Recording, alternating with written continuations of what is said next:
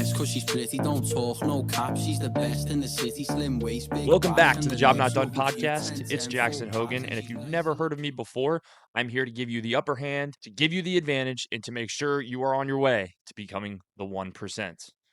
Today's topic is laziness and how to prevent laziness.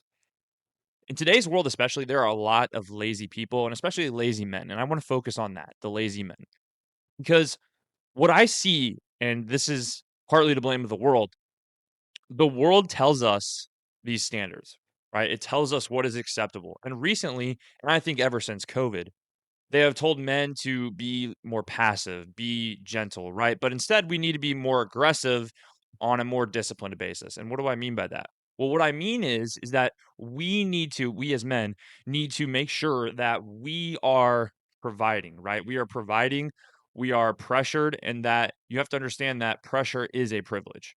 So, what exactly does that mean? Well, taking on things that aren't necessarily going to be impossible, but things that are going to benefit your life, right? So setting those standards like we talked about before. And when you set the standards, you become better at something, right? And it's going to happen over time, right? It's going to take time. But the main thing is that you're improving on a day-to-day basis. More than that, you're really making progress. And so that's kind of what I want to focus on today. So kind of the first subject, the first topic is how do we do that? Well, you have to establish a baseline for your life. And how do you do that? Well, you have to write things down. And we've talked about this before in the last couple episodes, writing down goals, that kind of thing. But the main thing you have to understand is what is your purpose? What is your calling? Right? Because if you don't understand what you want to do in life and what makes you happy, then you really can't pursue anything. Okay? And so when you can't pursue anything, you become lazy and you succumb to things. And those things are typically what the world, right, social media, what is deemed as the societal norm say is proper, right? So that means vaping, drinking, not being disciplined essentially. And part of that is lack of drive and eating whole foods, but that's a whole other thing and that's related to nutrition. But the way to do that is establishing those goals, okay? So establishing the goals and then figuring out a derivable plan on how to achieve those goals. Because if you don't have a derivable plan, if you don't have a plan that's able to be executed, you basically have no foundation. You have no blueprint. You have the paper there, but you actually have no blueprint on actually how to build or work towards those goals, right? You can't build the building if you just have the blueprint paper. You actually have to have the separate drawings and paper to make that building, to make that structure, right? So that is the most important thing. Have an outline, have a structure for your life. Okay, so that's going to be the first step in how to prevent laziness, right? You have a structure for your life. The second step is discipline. When I say discipline, I don't mean going half ass. I don't mean doing 75%, 80%, 90%. I mean 100% discipline all the time. Okay. And I understand there's a difference between discipline and consistency. And what you need to understand is consistency is doing the things you need to do every day to achieve those goals you wrote down, right? So, how do you do that? You do that by discipline. You do that by telling yourself to delay that gratification, to delay what you really want.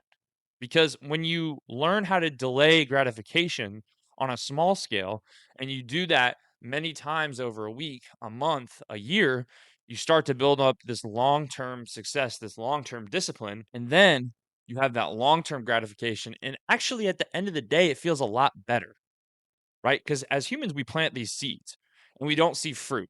We keep planting the seeds, we keep planting the seeds, we keep planting the seeds, but that fruit you're gonna see in a year. That fruit you may see that fruit in a couple weeks. You may see that fruit in a day. But what you need to understand is you gotta keep planting seeds and you got to keep planting your pathway to life. Because if you don't keep planting those seeds, if you don't keep planting those foundations, you're never gonna get anywhere.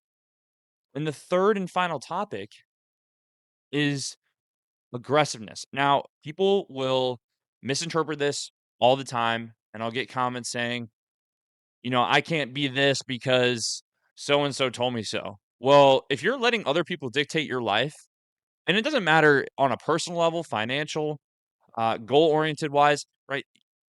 You got to understand that those people are fucking losers. Okay. They just want to see you fail and they don't want to see you progress in your life. They don't want to see you push past your limits. Recently, for example, I just started my journey into doing ultra endurance stuff, right? And you got to start small, right? You got to start with a smaller mileage and you got to work time on feet. And you got to increase your time on feet week to week, right? And I've had a couple people, I'm in college, right? So I've told a couple people about this, and yeah, there are some encouraging people, and most are encouraging. But then there's the people who are doubtful, and I get comments all the time. I'll get anonymous messages, and I'll hear them say, like, "Oh, you're not built for endurance," or "You're too fucking fat," or you're too big to be an endurance runner."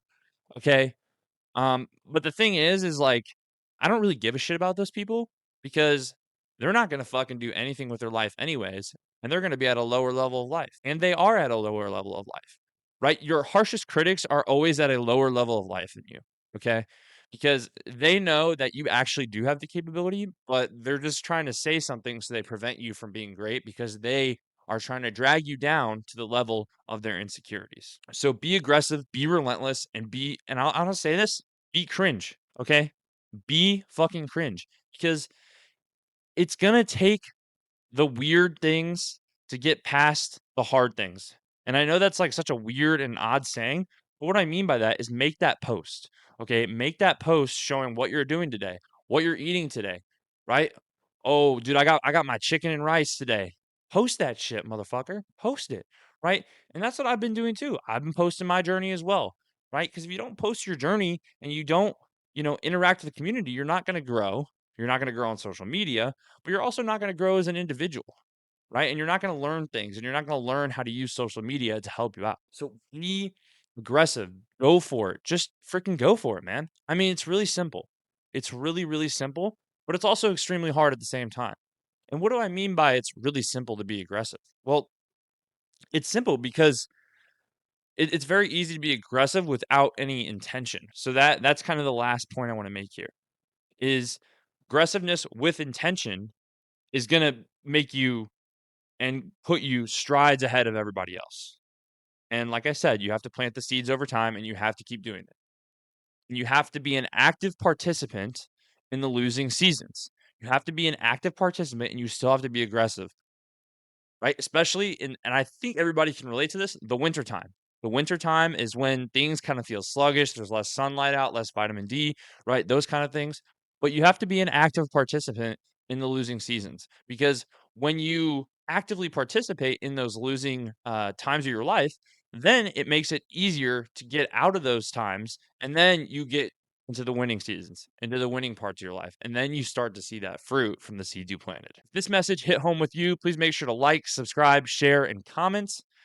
And I'll end with this. The work's not done, and that's because the job's not done. I'm Jackson Hogan. I'll see you later. Peace. Better than the black.